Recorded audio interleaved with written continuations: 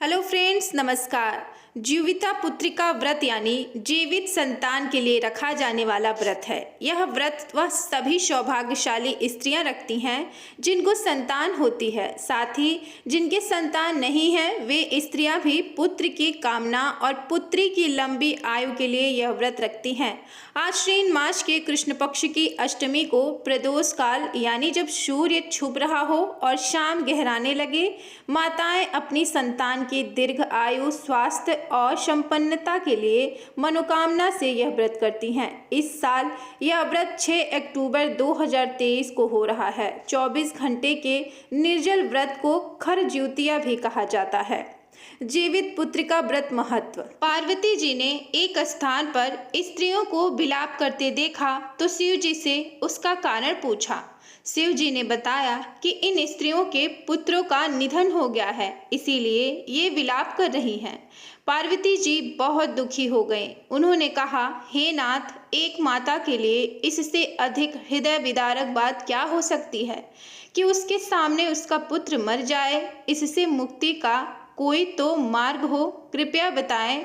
शिव जी ने कहा, हे देवी, जो विधाता द्वारा रचित है उसमें हेर फेर नहीं हो सकता, किंतु ज्योतिया की पूजा से माताएं अपनी संतान पर आए प्राणघाती संकटों को भी टाल सकती हैं। जो माता आश्विन मास की कृष्ण पक्ष की अष्टमी को ज्योतिया की पूजा विधि विधान से करेगी, उसकी संतान के संकटों का नाश होगा।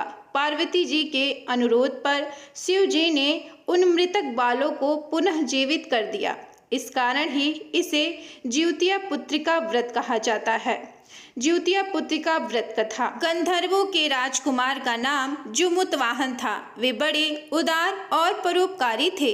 जुमुतवाहन के पिता ने वृद्ध अवस्था में वानप्रस्थ आश्रम में जाते समय इनको राज सिंहासन पर बैठाया, किंतु इनका मन राजपाट में नहीं लगता था। वह राज्य का भार अपने भाइयों पर छोड़कर स्वयं वन में पिता की सेवा करने चले गए। वन में ही जुमुतवाहन को मलयवती नामक राजकन्या से भेंट हुई और दोनों में प्रेम हो गया। एक दिन जब वन में भ्रमण करते हुए जुमुतवाहन काफी आगे चले गए, तब उन्हें एक वृद्धा विलाप करते हुए दिखी।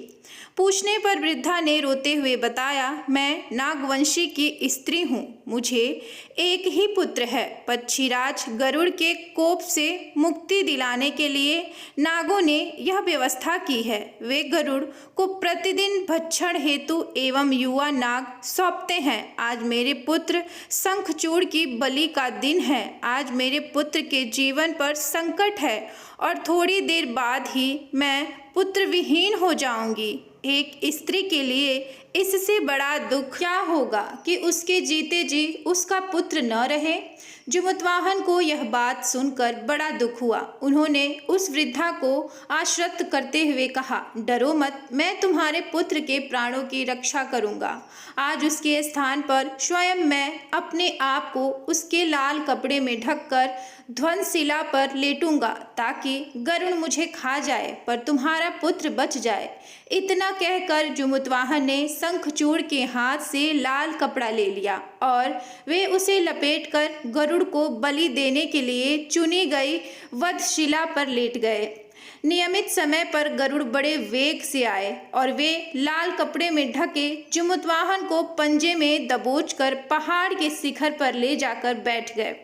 गरुड़ ने अपने कठोर चोक का प्रहार किया और जुमुतवाहन के शरीर से मांस का बड़ा हिस्सा नोच लिया। इसकी पीड़ा से जुमुतवाहन की आंखों से आंसू बह निकले और वह वहां उस समय कहराने लगे। अपने पंजे में जकड़े प्राणी की आंखों में से आंसू और मुंह से कराह सुनकर गरुड़ बड़े आश्चर्य में पड़ गए, क्योंकि ऐसा पहले कभी न हुआ था। उन्होंने जुमुतवाहन से उनका परिचय पूछा। जुमुतवाहन ने सारा किस्सा कह सुनाया कि कैसे एक स्त्री के पुत्र की रक्षा के लिए वे अपना प्राण देने आए हैं। आप मुझे खाकर भूख शांत करें। गरुड़ उनकी बहादुरी और दूसरे की प्राण रक्षा के लिए स्वयं का बलिदान देने की हिम्मत से बहुत प्रभावित हुए। उन्होंने स्वयं पर पछतावा होने लगा। वह सोचने लगे कि यह एक मनुष्य है जो दूसरे के पुत्र की रक्षा के लिए स्वयं की बलि दे रहा है, और एक मैं हूँ जो देवों के संरक्षण में हूँ किंतु दूसरों की संतान की बलि ले रहा हूँ। उन्होंने जमुतवाहन को मुक्त कर दिया। गरुड़ ने कहा, हे उत्तम मनुष्य, मैं तुम्हारी भावना और त्याग से बहुत प्रसन्न हुआ। मैंने तुम्हारे शरीर पर जो घाव किए हैं उसे ठीक कर देता हूँ। तुम अपनी प्रसन्नता के लिए मुझसे कोई वरदान मांग लो। राजा जमुतवाहन ने कहा कि हे पक्षीराज, आप तो सर्वसमर्थ हैं। यदि आप प्रसन्न हैं और वरदान देना चाहते हैं तो आप सर्पों को अपना आहार बनाना छोड़ दें।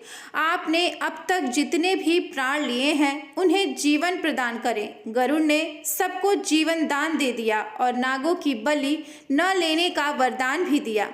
इस प्रकार जमुतवाहन के साहस से नाग जाति की रक्षा हुई। गरुड़ ने कहा, जैसी तुम्हारी इच्छा वैसा ही होगा। हे राजा, जो भी स्त्रियां तुम्हारे इस बलिदान की कथा सुनेगी और विधि पूर्वक व्रत का पालन करेगी, उसकी संतान मृत्यु के मुख से भी बाहर निकल आएगी। तब से ही पुत्र की रक्षा हेतु जमुतवाहन की पूजा की प्रथा शुरू हो गई। यह कथा कैलाश पर्वत पर भगवान शंकर ने माता पार्वती को सुनाई थी। जीविता पुत्रिका के दिन भगवान श्री गणेश, माता पार्वती और शिव जी की पूजा एवं ध्यान के बाद ही व्रत को संपन्न माना जाता है। तो अगर आपको ये कथा पसंद आई है तो वीडियो को लाइक, शेयर और सब्सक्राइब जरूर करें। धन्यवाद।